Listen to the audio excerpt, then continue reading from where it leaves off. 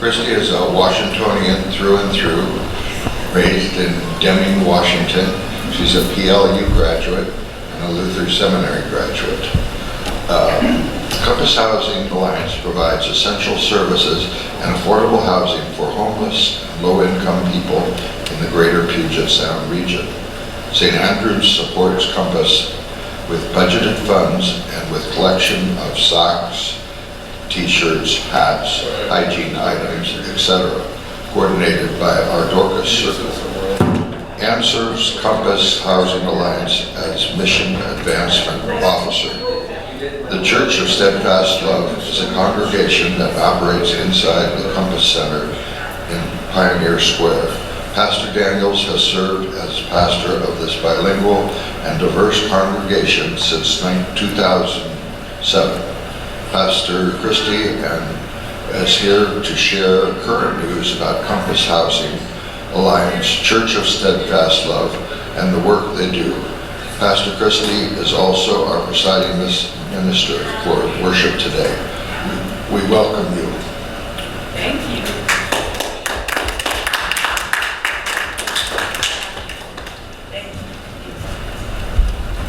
Thank you, everyone, and good morning. It's great to see you here, and thank you so very much for the very many ways you support Compass Housing Alliance and have for a long time. And the support of Church of Steadfast Love by having me come in and preach. Because HOPA supply checks go to my congregation, and although we are an actual congregation at the ELCA now, we will always function as a mission support congregation. So thank you for your support of us and keeping us vital. So I'm going to just tell you a little bit about what's going on in both ministries, and then I open it up for questions. And if you don't have any questions, I'll just keep talking. So that's how it goes. So Church of Steadfast Love, of course, I am very familiar with what we're doing there. We had to close for a year during COVID because we couldn't meet any of the requirements of churches during the time of COVID. Our windows don't open. If we spread out 6 feet, we could have like 3 people at church. We don't have a congregation that's really technologically advanced. A lot of us have flip phones, including myself. So doing it online didn't make sense, and it would cut off the part of the congregation that really needed the community. So we decided to just not do things online. I was still in the office during all of COVID. I spent a lot of time on the phone with people, and actually the congregation did very well during COVID. They're already used to being isolated and alone and making do with scarcity. So the congregation actually kind of thrived because half the congregation got employment that didn't have employment before. So we miss them at church, but it's really a wonderful thing for them. So we applaud that, and they still stay in touch. So we remain a bilingual congregation. We meet just on Sundays now, not Sundays and Wednesdays. We're still rebuilding. We're worshiping probably between 6 and 12 people on a Sunday. And most of our musicians moved away, took the opportunity to do remote work or retire during COVID. So we're reestablishing music. So we don't have musicians. We do the service we used to do on Wednesday, Word and Prayer. And Sundays, when we do have a musician, we do the full communion service. So we have been bringing new people in. We're just getting back to doing mission trips and other trips. Congregation helped us go to Holden, where we hadn't been since before the mine remediation. It's a completely different experience up there now, but we had a good time. The weather was beautiful. We're going to Lutherwood this month to do work. I'm very excited about what's going on up there. So the main part of our ministry remains worship, mission projects, and celebrating people's birthdays. That's a really big deal. So I have one church member who thinks he comes more often than he does, but he maybe comes 2 or 3 times a year. One of them is his birthday, and he calls me repeatedly leading up to it. Have you forgotten it's my birthday? It's my birthday. What kind of cake are we having? What are we doing? Who do you think will be there? And he called me 3 times this year, and then he called me again the day up to remind me, you know, it's also Maggie's birthday. Yes, I did. So that was a good sign of generosity. It's not just all about me. But we really do try and meet people where they are at, welcome them in, and make them feel like they're at home in our congregation. We have very few people that worship with us from the shelter upstairs.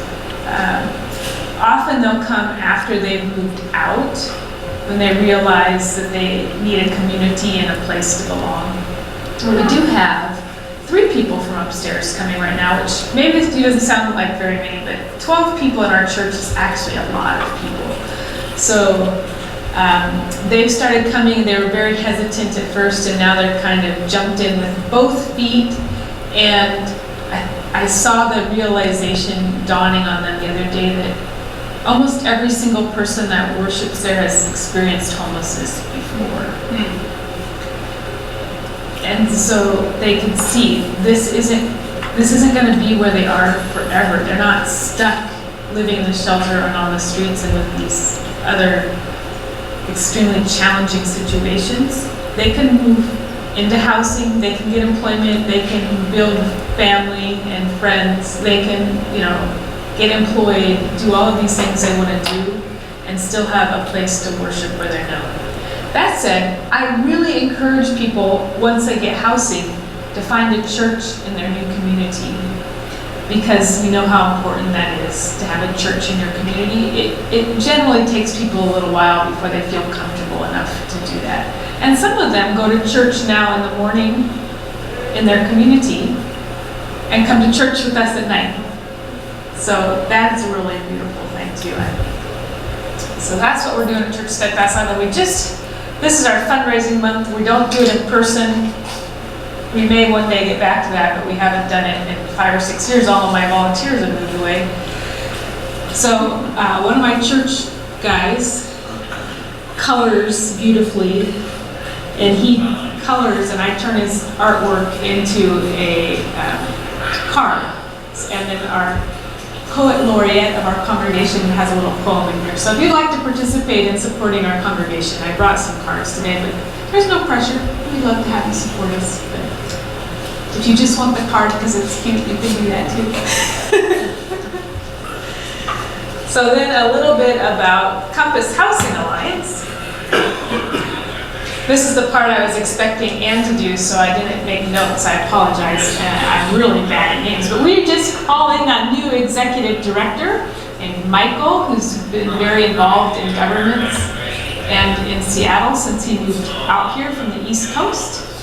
We have loved our current director, Mary Steele. She has been so wonderful at bringing stability to our organization and really helping us reestablish and refocus on who we are and where we want to be headed. And so she was only supposed to be with us for a year, but since Compass affiliated with Lutheran Community Services Northwest, she was able to move from interim of CompassHousingAlliance to executive director, so that there could be some continuity during all of the changes that were going on. So she's worked really hard to kind of smooth that path, and now is the time when we're moving forward with a new executive director.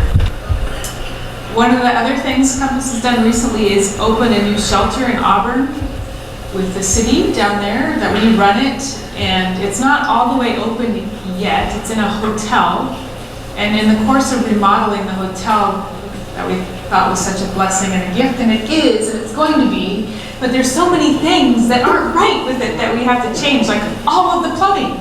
So I think there's 10 people that live there right now, and it should grow to be a lot more because it's a hotel down in Auburn. And that's an underserved area.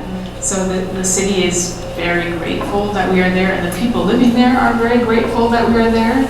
One of the residents is a gardener who's since passed away, but he built out of scrap wood all of these raised garden beds out in the parking lot. And the residents grew this beautiful garden, and they've had gourds and corn and tomatoes and all kinds of stuff coming out of their ears down there. If you go down there, they try and load you up with produce. So it's been fantastic to be able to watch them really engage and to care for each other as community. So that is a little far afield for me, going down from Pioneer Square, so I've only been down there a few times. But I do try and get to our facilities when the staff asks me to come, as one pastor of my own congregation and then serving as the pastor for the larger organization. It keeps me pretty busy. So. Our other programs seem like they're doing very well, especially Rent and Vets, which is, as the name implies, for veterans. Half of the building is single adults, and the other half is families where the head of household is a veteran. And we've had several move-outs, positive move-outs. That is permanent housing, but people have been able to get themselves established and move into market rate housing where they wish to live. So those are wonderful stories.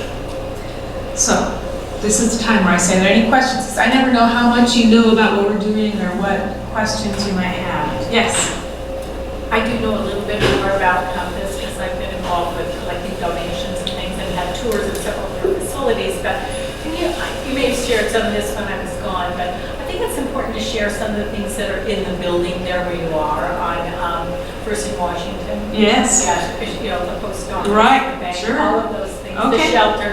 Share some more information Okay. about that.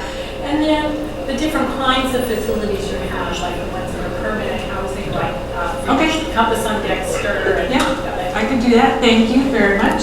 Okay, so she asked me to share about the building my church is located in, and then the other kinds of housing that we provide as CompassHousingAlliance. So my building is in the historic part of what was Compass Center, the oldest shelter in downtown Seattle. And I'm in the newer part, so it's in the Squally earthquake. But in the basement, we have a hygiene service, showers, bathroom, laundry, and we were able, through the generosity of others, to open one more day a week because, as you know, if you need to use the bathroom in Seattle, you have to buy something to use it, and then they might not even let you use it. But so it's hard to find a bathroom in Seattle, is what I'm getting at. So we are open now also on Saturday for a few hours. On the first floor is where my church is and where I am available to people Wednesdays and Fridays and Sundays.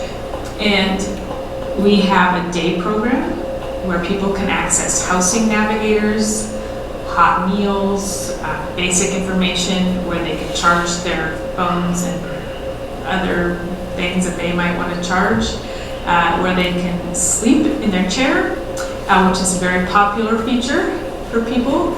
And there are just always staff. So if you need something, there's somebody there to help you figure out how to get what you're looking for.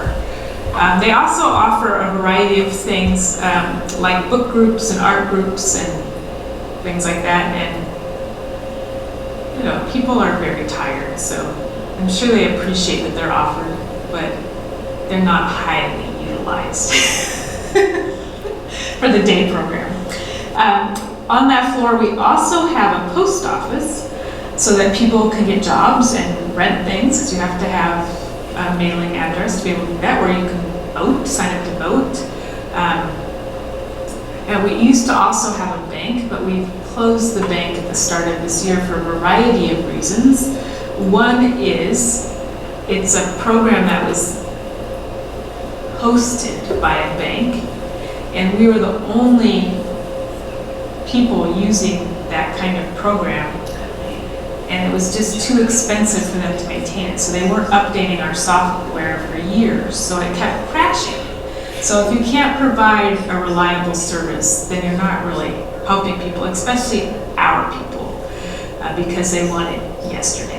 So if you're not reliably able to give it to them even the day they arrive, then that's a problem. But also because there's so many opportunities for our people to bank out in the world now that weren't there before. And it's actually cheaper now to cash your checks, like at Walmart, than it was with us. Although we charge a minimal fee, they were able to do it more cost efficiently elsewhere. But also, since it was known we had a bank and what day government paydays were, it was not always the safest place for people to get their money. So we took all of that into consideration and helped our many people who used our banking services find banks where they were accepted. We also did a survey with our users before we made that decision. And I think there were only 3 people who were concerned that it might close, and they just met with them and talked about what their concerns were and helped shepherd them into something that worked. I know for years I've been encouraging people to find something where they can do automatic deposits and withdrawals. It's a little safer on a card, so you don't have to come down into Pioneer Square to get your money, where you might also be triggered if you're trying to be in recovery or any of these other things. So lots of good reasons to have closed the bank. But I will tell you, I've been there for 15 years, and still on the 1st and 3rd, I'm like, all right, batten down the hatches, we're gonna be so full today with people who want their checks, and we don't have that anymore. Like, why do you always schedule meetings on the 1st and 3rd? Why would you do that to us? But it's not a big deal anymore. We still have people who come on those days to get their checks from the mail. And because we still have the same number of staff providing that service, we're able to get the mail process, which is a lengthy process, much more quickly, so people can get their mail much sooner. And so then upstairs, we used to have the Pioneer Square Men's Program, and we moved another shelter in with them when we had to close our shelter that was operating in a different location because that building was being sold and was going to be torn down. So we moved our administration offices out of that building into the Dexter building, and we expanded the shelter, and now it's really one shelter instead of 2 because it's too confusing because they had different rules and different intakes and different everything. To one 160-bed shelter called Otto's Place. So that's named after the pastor who started Compass over 100 years ago. So that is the heart still of Compass Housing Alliance. And one of the beautiful things about the organization is, it is a Lutheran organization, but they have always been changing to meet the current needs of what's going on downtown. So when they started, it was really a place you could get coffee and mail, and it was in Swedish, or Swedes, but it was mostly people coming out of the mountains who were loggers and people coming off the sea, and so they just needed a place of respite. As homelessness grew, that has always been the poorest part of Seattle. They changed to have overnight services, and then invited women in to their own part of the building. And just when I was starting there, when I interviewed, we didn't have families, and by the time I showed up, we did. So we started serving families, which led us to look at how can we better serve families, because it's not something Compass had ever done. So that is why we merged with Latch, Lutheran Alliance, to create housing, because they just provided housing and do the services, so we could move people who were ready out of our transitional and emergency housing into the permanent kind of housing that Latch could provide. But since then, coordinated entries come into play, so none of that really works anymore. But we were able to expand to serve families because that has been the fastest growing segment of the homeless population since I'm in college, women and children. So we serve people, some who've never been in shelter but can't afford market rate housing, which is a lot of people who can't afford market rates of housing in King County and a little further, right? So some of our housing, you pay 30% of your income no matter what it is, like our building in Ballard, which houses 80 people out of homelessness with multiple barriers. So not just one, more than one challenging aspect, you pay 30% of your income there. If you have no income, you pay no rent. You still have the problem of food and all of those things, right? And if, since you're then stable, you're able to get employment, you then pay 30% of your income. Or since you're stable, you're able to get hooked up on Social Security or other things, you pay 30% of your income. So that is a beautiful thing. Some of our housing is built that you make in between certain levels, and then there's a set rent for your unit. And that gets assessed every year for all of our people. And almost all of our housing, and why we need help always, is that we add services, not just the housing, so that people can stay housed. And I know that this congregation has been very involved with housing and can understand that you can't just put a lot of people into housing and they're going to stay there. They need the support wraparound services that go with it. And so that is the part that a lot of our funding sources do not pay for, but it is a part that we feel is incredibly important, necessary, and gives dignity to people's lives. So there's only 2 buildings that have very few of that kind of resources. But even they have somebody who checks on people and a social worker. There's not a building that doesn't have any staff support. Yes? So, as I understand, Compass Housing is a Christian organization. And then do you reach out, do you, as a pastor, try to minister to the people or tell them about Jesus? Okay, so she asks, is Compass Housing a Christian organization, and do I do outreach to people to tell them about Jesus? So we are a faith-based organization. We were started by a Lutheran pastor. We continue to be a faith-based organization. That said, now that we're a congregation, we are a separate organization that's funded completely separately from the rest of Compass. And we have to do that for the kinds of funding that we get. Because of the kind of funding we receive, I cannot go out like into the day program and say, all right, everybody, let's pray. Because we simply can't do that. It's not really my nature anyway. A lot of the people we serve have mental health issues. And living outside, if you live out there long enough, I'm just going to say your mental health is going to slip, because we all have mental health. We're all on this scale. Sometimes we're healthier, sometimes we're not. If you're living outside, the scale is moving. There's no getting around that. So some of the things with people when their mental health is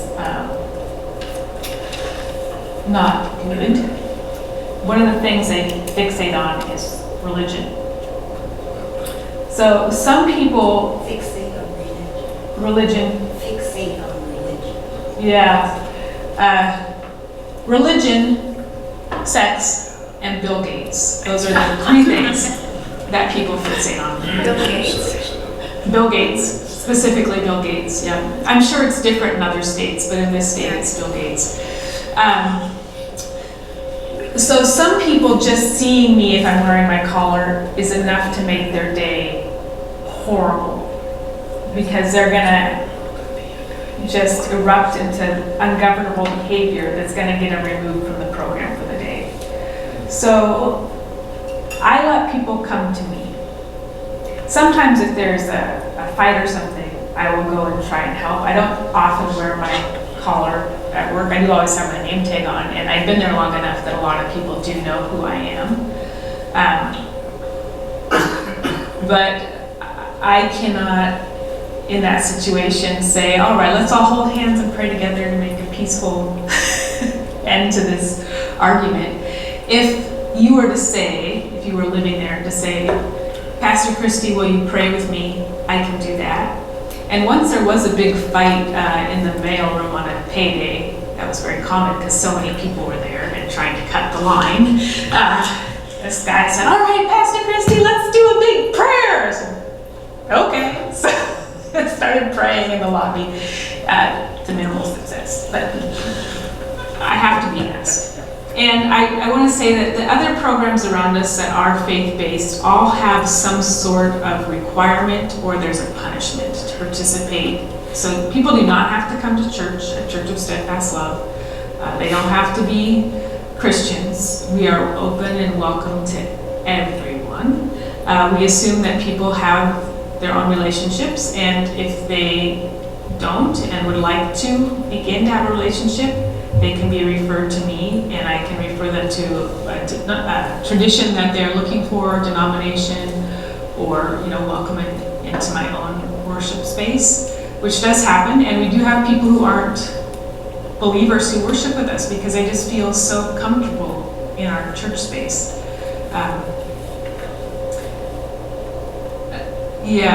So it can be contentious, but we don't push it on people. Do you use volunteers, or do you have to have special training At church or at Compass? at Compass?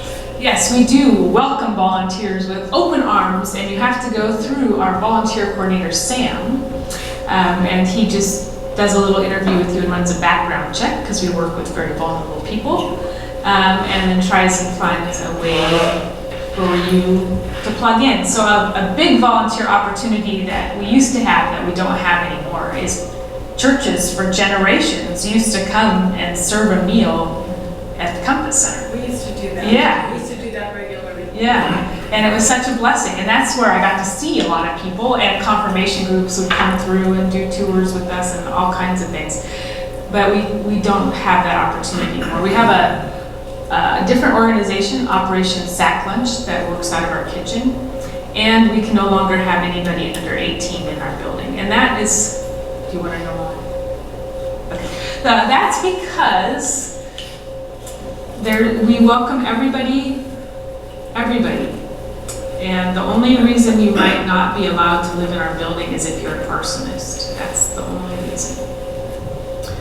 And so that means there's always people who can't come down the stairs in the building when we have younger people in the building. And that's their home while they live there. So we decided that it wasn't really fair to have so many young people coming through the building so that people couldn't participate in the building where they are healing and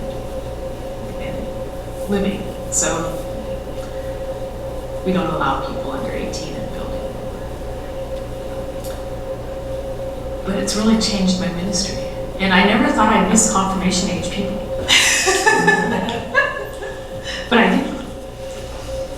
So when we used to do meals, and that was a long time ago before you built the new building, that was before the 2001 earthquake, we did have youth participating in terms of bringing the food in and serving the meals. Mm-hmm. Yeah. Said that congregation has served food before the Nisqually earthquake, and youth would come bring the food. Yeah, they were still doing that. Many churches, like I said, for generations, families would participate that way, and then stay and worship with us often.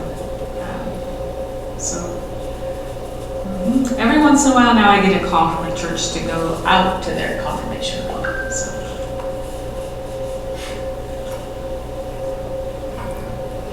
How many housing units do you have that are part of Compass? Well, I mean, roughly, like that was a I question for remember Ann. several buildings and Oh yeah, we maybe have. like 200 housing units. Or? Oh no, we have way more than that. Now, how many buildings, I guess, you could say, of which I know. All right, so we have Cascade and Shoreline, which both used to be transitional housing, and that's not funded anymore. So those are small single rooms with shared bathrooms. So that's two. Shoreline Vets, which is only veterans, and Cascade, which is only women.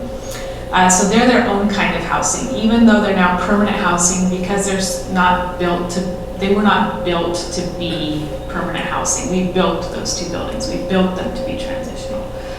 They are permanent housing for single adults that act like transitional housing because you can stay there forever if you want, but why would you? I mean, some people will because that's just where they're comfortable, but most people are going to continue to seek housing with their own bathroom in it at least. So we have those two, and then we have the building in Ballard that is similar to their building, but has its own bathroom and kitchen and community room. So we have those three that are kind of sheltery type buildings. Then we have three shelter buildings that are just shelter. 2 for men, the 160-bed one in my building, and then one that's, see, they all changed with COVID. This is why it's really important. And remodel all of our shelters because we finally were able to do what we always wanted to do, which the city wouldn't fund. During COVID, we were able to make all of our shelters 24/7. So nobody has to leave during the day. And it has made such a wonderful impact in people's lives to not have to get out of the building at a certain time. And a lot of people, especially the ones who lived at the Blaine Center, work at night and they had to get out. We were the only shelter that would let them in after curfew if they were working. So they could still sleep for a few hours before they had to leave. But now they can work those jobs, which a lot of them is the stadium after the games end. They clean those at night after the game ends. It's horrible work, but a lot of the guys that live in the shelter do that. And so now they can come back and sleep. And they've got jobs and they're working to better their lives. So that's something we really can celebrate. So we have those 3 shelters. And then we have, are you keeping track of how many? Yeah, all right. So then we have Ronald Commons, Deco, the one by University Lutheran Broadview, and then the Latch properties. There's 5 Latch properties. I haven't named any of those yet. And then we have Renton. Those are all housing that include family housing, where you're paying an immediate set rent. I think that's, and then other. So maybe 500? Maybe. I just Maybe think that's more. wonderful. That's wonderful. Yeah. Like Compass on Dexter, about how many units does it have? I don't recall from when I was there visiting. I don't recall either. I mean, it's several floors. It's several floors. It's 5 floors, I think. Yeah, and it has everything from like 1-room Yeah. bedroom condos to 3-bedroom apartments for families. I think there's even 1 or 2 that are bigger than that. Maybe bigger than. Because we have a lot of families that are bigger. When we inherited the family program, it was because another program in the city could no longer afford to run it, so the city gave it to us. And it was this horrible little building that was crawling in bed bugs. And the rooms were smaller than my dorm room by quite a bit. And they were meant for families, and they shared 2 bathrooms. It's 5, 6 families. And some of the families had 6 or 7 kids. So when we move a family out into permanent housing, we would just close that room. Nobody could move in. And I remember, because this was when it was Compass Center still, and we were a lot smaller, so I got called on to do a lot of things, like help this family move. And so I was helping one of the families move. And we pulled up in this neighborhood. I'm chemically sensitive, so strong smells really make me unsettled. And it smelled so bad of fried chicken. I did not want to let the people out of the van. I did not want to start moving their stuff in to this apartment. It looked so dingy on the outside. And we had to carry all their stuff upstairs.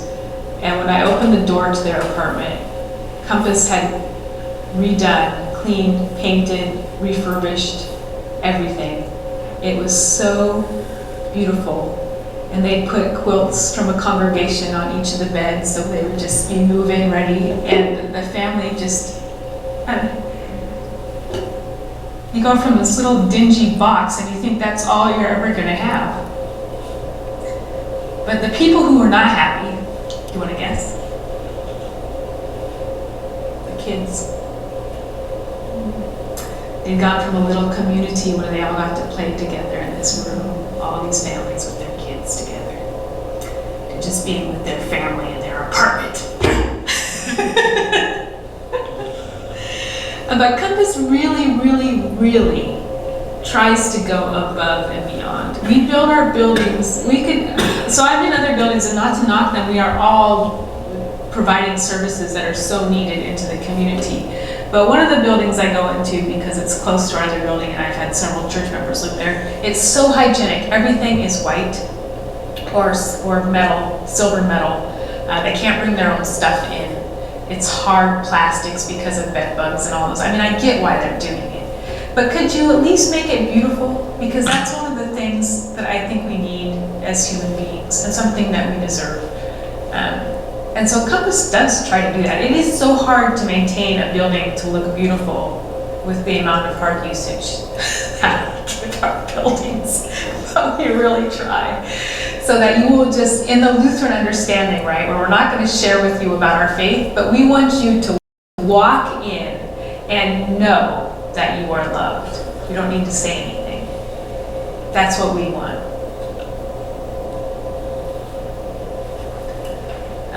And I think people do get that. And with all of the abuses that people have had to endure, to walk into something beautiful, you just feel more at peace and more at ease. And it's your space. You can decorate it, right? So, I think I have about 5 minutes.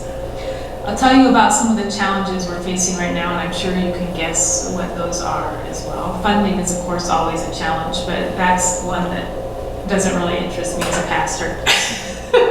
I mean, I need it to stay afloat, but you know what I mean? It's not something I would talk about. Is drug use. The fentanyl that's in everything, and how destructive it is, and how challenging it is, and heartbreaking. Ripping families apart in our communities and filling us with fear and causing us to blame and mistrust. So, I believe that what we're called to is to be there out in the world with the people and where they're at. And that's something I think we need to consider. And the other thing is, and my heart is really here, the population is aging. The population is aging. The homeless population is aging. Yeah. Didn't know that. Getting older. Getting older. Yep. Older. Sorry, do I need to move my mic up? No. Okay, so also when you're homeless, you're older earlier, if I'm making sense, because it's so hard on you. It ages you a lot faster. But it's not just the homeless population that I'm seeing that's falling into kind of difficult times and needing more resources. Almost every congregation I go to, somebody has asked me at some point, is there some place I could live? Like, we need to be building housing where we can live, right? Because on fixed incomes in this area, Bellevue is more expensive than Seattle. How are we going to respectfully house people so that we can show that we value everyone in our communities?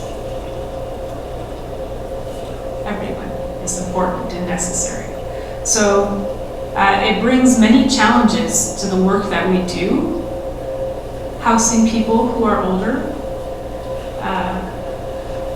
So we need that opportunity to learn, a little grace to figure it out. We've been doing this great study with the University of Washington to kind of figure that out. Housing people with dementia and other things that we haven't really had to deal with before. Because also, let me tell you, once you get into our housing, it's really hard to get into other types of care.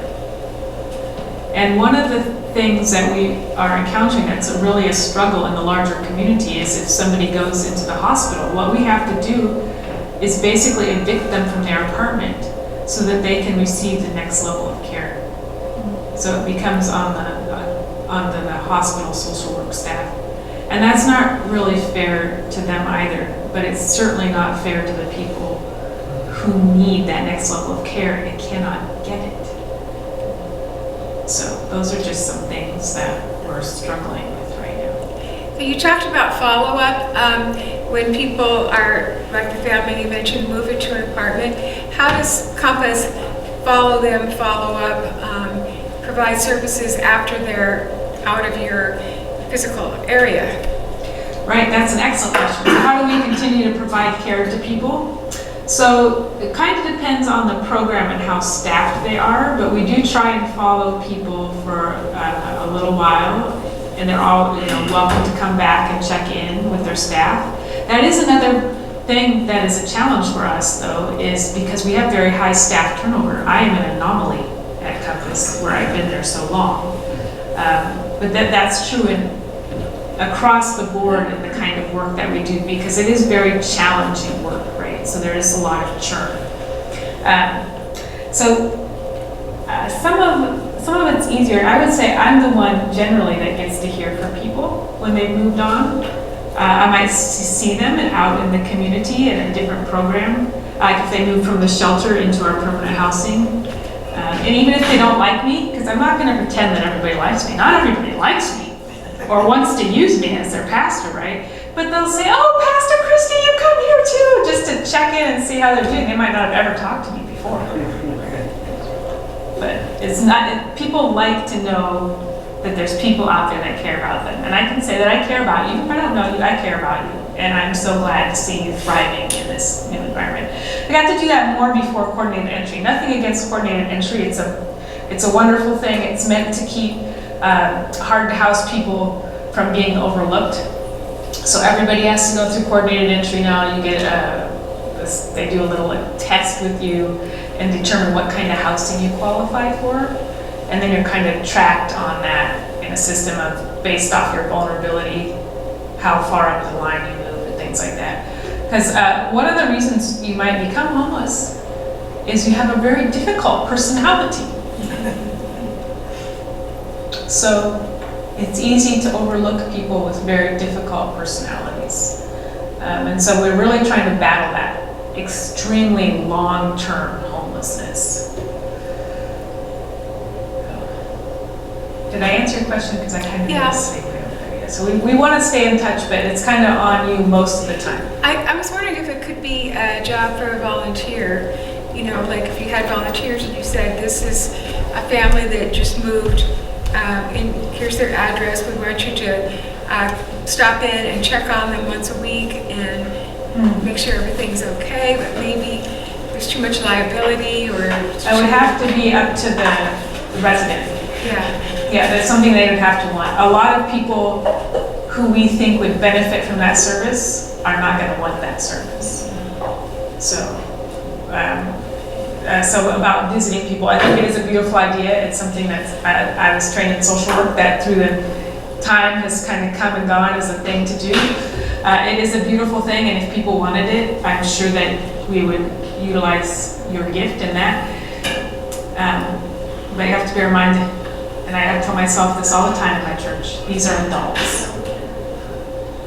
And they get to make their own decisions. And somebody just asked me what's one of the hardest things that you do as the pastor? And one of them is not making decisions for other people. I want to be able to do that, and I don't get to. So I'm sure you all have family members or friends that you feel the same way about. So, yeah. And maybe it's almost church time, so. All right, well, thank you everybody for coming.